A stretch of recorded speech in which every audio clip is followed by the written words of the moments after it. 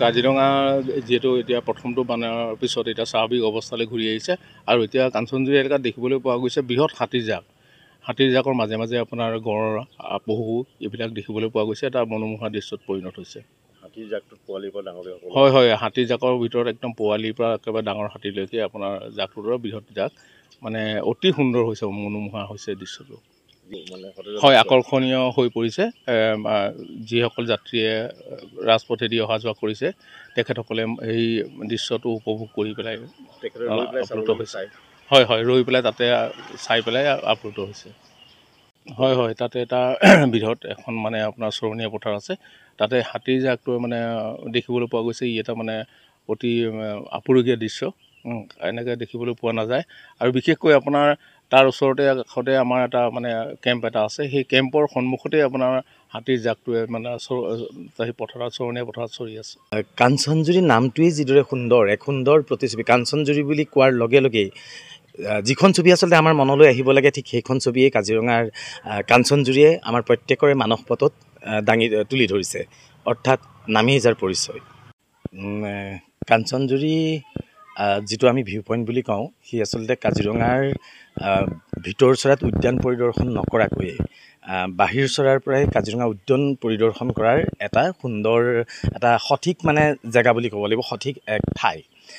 এতিয়া যিহেতু শেহতীয়াকৈ সকলোৱে গম পায় যে কাজিৰঙাত ইতিমধ্যে বানপানী আহি গ'ল আৰু বানপানীৰ পিছত বৰ্তমান এটা পৰিস্থিতি কাজিৰঙাই মোকাবিলা কৰিব পৰা অৱস্থাত আছে।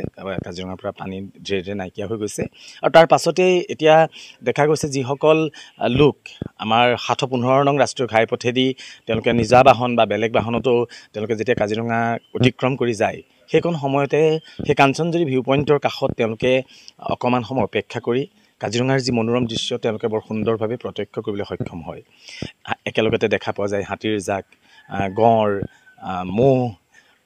মানে কাজিৰঙাৰ যিটো সৌন্দৰ্য, সেই সৌন্দৰ্যতা কিন্তু এতিয়াও ম্লান হৈ যোৱা নাই। আৰু এতিয়াও উদ্যান পৰ্যটকৰ বাবে বন্ধ কৰাৰ পাছতো আচলতে আমাৰ বাটৰুৱাই পথিকসকলে সেই কাঞ্চনজুৰি ভিউ পইণ্টৰ পৰা কাজিৰঙাৰ সৌন্দৰ্য উপভোগ কৰি তেওঁলোকৰ মনৰ যি সতেজতা, সেই সতেজতা তেওঁলোকে বৃদ্ধি কৰিবলৈ সক্ষম হৈছে।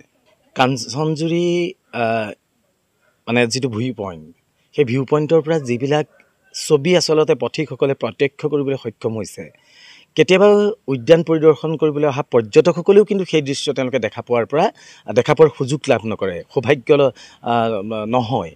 মানে এটা বৃহত্তৰ হাতীৰ জাক, তাৰ লগে লগে যাৰ পৰিচয়েৰে আজি কাজিৰঙা বিশ্বজুৰি সমাদৃত এশিঙীয়া গঁড়, একেখন ঠাইত একেলগে বনৰীয়া ম'হৰ সৈতে আৰু দল হৰিণ, এই সকলোৰে সৈতে মানে যিখন ছবি কাঞ্চনজুৰিৰ পৰা আমাৰ পথিকসকলে প্ৰত্যক্ষ কৰিবলৈ সক্ষম হয়, সেয়া আচলতে তেওঁলোকৰ সঁচাকৈ সৌভাগ্য বুলিয়েই ক'ব লাগিব।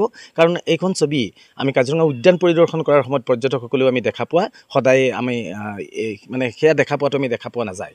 গতিকে ক'বই লাগিব কাঞ্চনজুৰি সঁচাকৈ কাজিৰঙাৰ বৰ্তমান সময়ত ৭১৫ নং ৰাষ্ট্ৰীয় ঘাইপথেৰে যিসকল লোকে অতিক্ৰম কৰে, তেওঁলোকে কাঞ্চনজুৰিত ৰৈ যেতিয়া এই দৃশ্য প্ৰত্যক্ষ কৰে, তেওঁলোকে এখন সুন্দৰ কাজিৰঙাৰ ছবি যে তেওঁলোকৰ বুকুত বান্ধি লৈ যায়, সেই কথা আমি কিন্তু ন দি ক'ব পাৰিম।